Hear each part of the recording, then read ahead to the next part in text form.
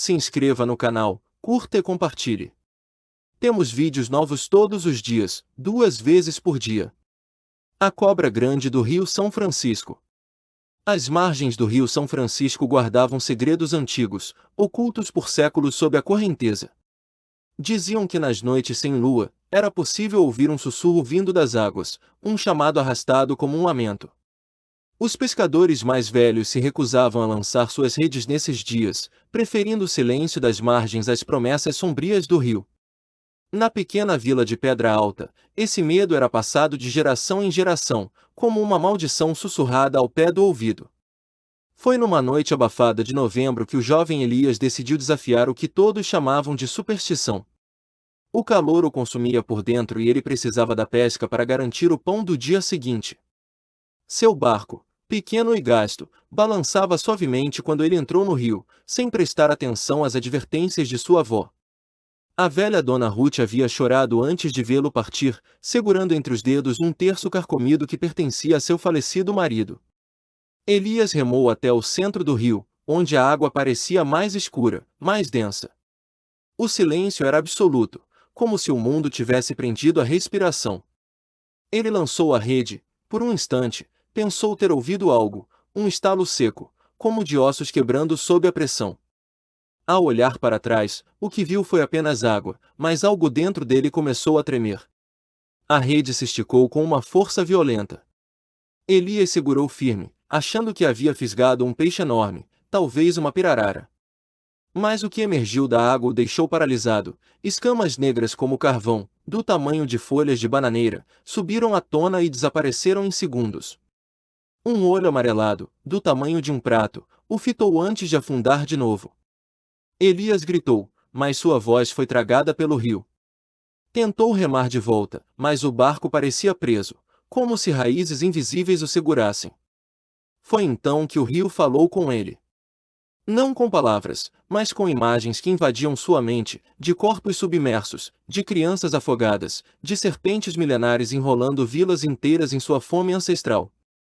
Quando finalmente chegou à margem, suas mãos sangravam e seus olhos estavam repletos de um terror mudo. Não disse palavra, apenas caiu de joelhos e começou a rezar. Aquela noite mudou Elias, mas o rio apenas continuou a correr.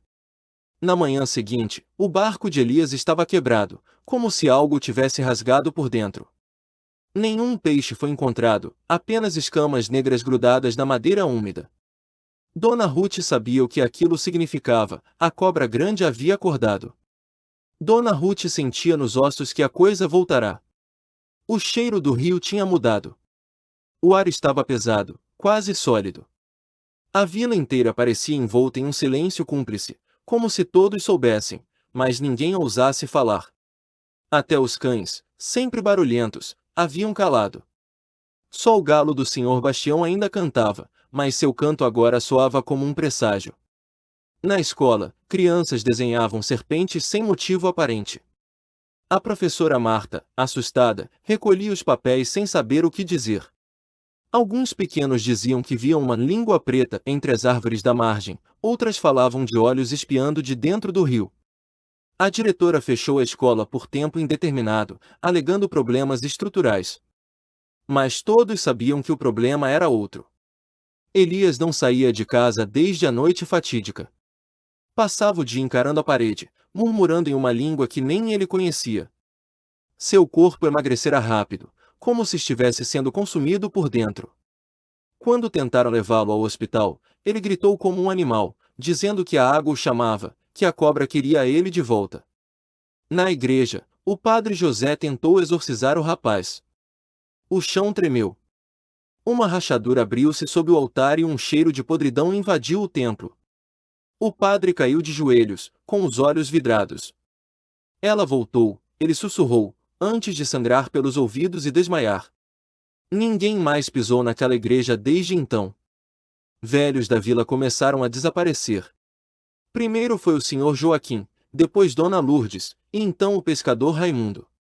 Seus corpos nunca foram encontrados. Diziam que a cobra levava os que sabiam demais, os que lembravam do pacto feito por seus antepassados para conter a criatura. A cada nome esquecido, a força dela crescia. Dona Ruth resolveu agir. Em sua juventude, havia ouvido histórias do avô sobre um ritual antigo, um encantamento selado com sangue e silêncio. Com mãos trêmulas, ela desenterrou um baú escondido sob a casa. Dentro, velhos instrumentos de feitiçaria, ossos marcados com runas e um diário mofado.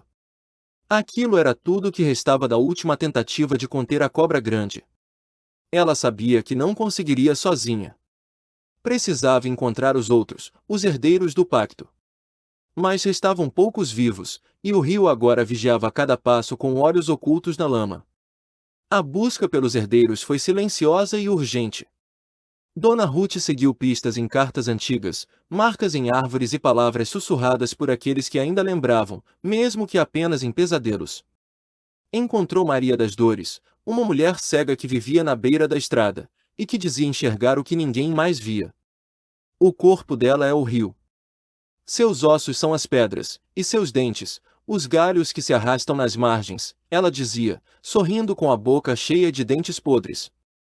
Joaquim Neto, neto do velho Joaquim desaparecido, era o segundo. Um homem amargurado, que passava os dias bebendo à sombra de uma árvore morta. Quando Ruth lhe contou a verdade, ele apenas riu. Meu avô sempre disse que a água cobra o que é seu. Agora ela veio buscar.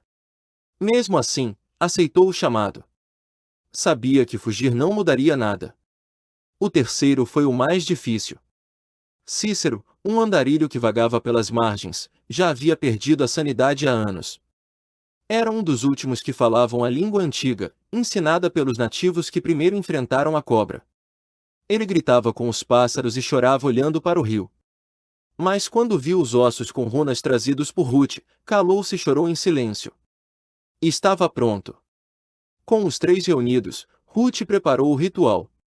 A antiga clareira onde o pacto fora selado estava tomada por ervas negras e espinhos. Eles limparam o espaço com sangue de galinha preta e entoaram cantos esquecidos. No centro, colocaram um espelho de prata, para que a cobra visse a si mesma e se reconhecesse. O ritual exigia um sacrifício. E todos sabiam disso.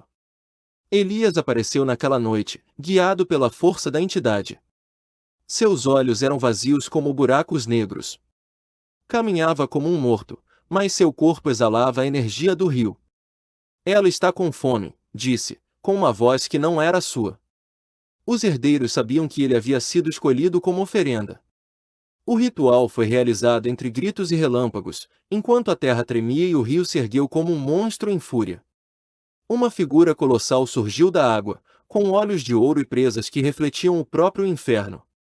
A cobra observou Elias, e então mergulhou, levando-o com ela. O silêncio caiu de novo sobre a vila. Mas era um silêncio diferente.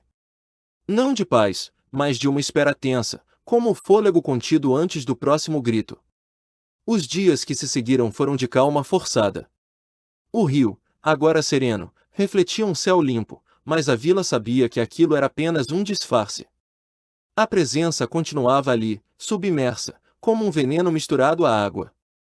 Crianças voltaram à escola, mas seus olhos estavam sempre voltados para a janela. Ninguém mais nadava, ninguém mais pescava. Dona Ruth adoeceu. O contato com o ritual lhe consumira as forças.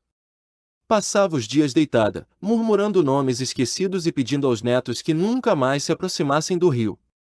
Maria das Dores desapareceu uma manhã, deixando para trás apenas suas roupas dobradas à beira da estrada. Joaquim Neto sumiu no mesmo dia, sua casa encontrada vazia, com marcas de garras no chão.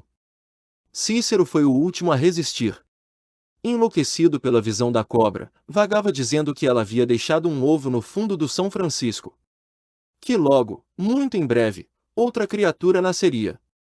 Ele foi encontrado morto, com o corpo seco como pergaminho, a boca escancarada como se gritasse algo que ninguém jamais entenderia. O rio começou a mudar de novo. A água escureceu. Peixes mortos flutuavam em cardumes silenciosos. A terra ao redor rachava, e as plantações não vingavam. O padre José, já recuperado, tentou organizar uma procissão, mas ninguém apareceu. Os fiéis sabiam que a fé não bastava. O povo começou a ir embora. Uma a uma, as casas foram sendo deixadas, os comércios fechados, as ruas engolidas pelo mato. Pedra Alta se tornou uma vila fantasma. Só Dona Ruth permaneceu. Velha demais para fugir, forte demais para desistir. E todas as noites, ela ouvia o sussurro da cobra. Dona Ruth morreu em silêncio, com os olhos abertos para o teto, como se visse algo vindo de cima ou de dentro da terra. O neto que cuidava dela jurava que a viu sorrir antes de partir. Depois disso, não ficou mais ninguém em Pedra Alta. A vila foi engolida pela floresta e pelo tempo. O rio tomou de volta as ruas, como se sempre tivesse sido dele. Casas foram cobertas de lodo, postes de luz viraram alimento para raízes famintas. Apenas a antiga cruz da igreja ainda se erguia, torta, apontando para um céu que ignorava os horrores abaixo. Mas às vezes, pescadores de outras cidades falam de luzes estranhas vindo do fundo do rio. De vozes chamando por nomes que nunca ouviram antes. De uma pressão no peito quando passam pela curva do São Francisco onde a vila costumava estar. E dizem que se alguém ficar tempo demais olhando para a água, vê escamas negras se movendo sob a superfície. Um olho dourado. Uma língua bifurcada. E uma promessa: a cobra grande nunca dorme.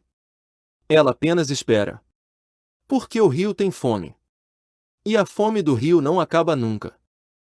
Se você sente que essa história merece continuar sendo contada, considere nos apoiar no Apoia-se. Com sua ajuda, podemos trazer mais histórias sombrias como esta à tona, explorando os mistérios que assombram nossa imaginação.